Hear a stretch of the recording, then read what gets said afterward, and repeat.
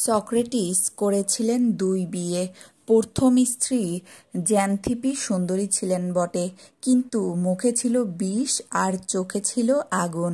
সক্রেটিসের ঘরে ঝগড়া লেগেই থাকত। সারাদিন জ্ঞান বিলায় লোকটা, বিনিময়ে একটি কড়িও নেন না। কোনো আয় উপার্জন নেই। ঘরে ৩ সন্তান, ১ স্ত্রী।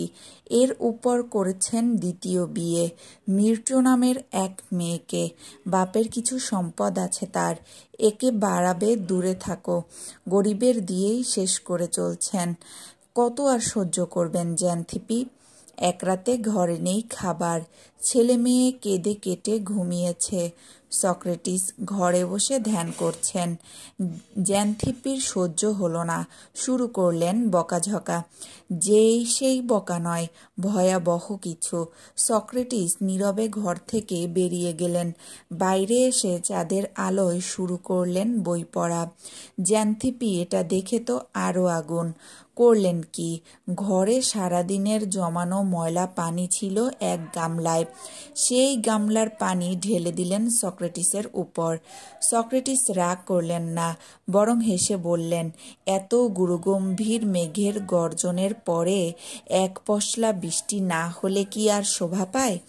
গ্রীষ্ম হোক আর শীত হোক, সক্রেটিসের গায়ে থাকত একটাই কোট। সব ঋতুতে এটাই পরতেন। অন্য কোনো জামা ছিল না তার, পায়ে ছিল না কোনো জুতা। তাকে জিজ্ঞেস করা হলো, সুখের সুযোগ ত্যাগ করে এত কষ্টের জীবন কেন বেছে নিলেন? সক্রেটিস বললেন, এটা বেছে নিলাম যাতে লোভের কুকুরগুলো বুঝে সত্য, জ্ঞান ও স্বাধীনতা এমন এমন এক সুখ যাকে ক্রয় করতে হয় কষ্ট ও কৃচ্ছতার বিনিময়ে।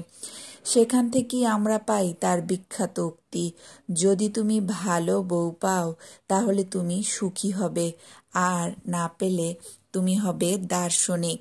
আসসালামু আলাইকুম।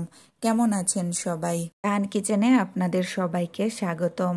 আজকে আমার রান্নায় ছিল সবজি ভাজি। এখানে আমি গাজর, শালগম আর সিম একেবারে কুচি কুচি করে কেটে নিয়েছি ভাজি করার জন্য।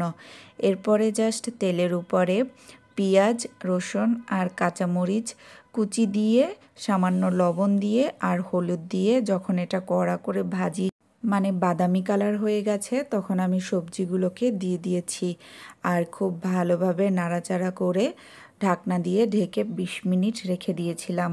২০ মিনিট পরে আমি চেক করে দেখলাম যে আমার সবজিগুলো সিদ্ধ হয়ে গেছে। ব্যাস ৫ মিনিট উল্টে পাল্টে আমার সবজি পুরোপুরি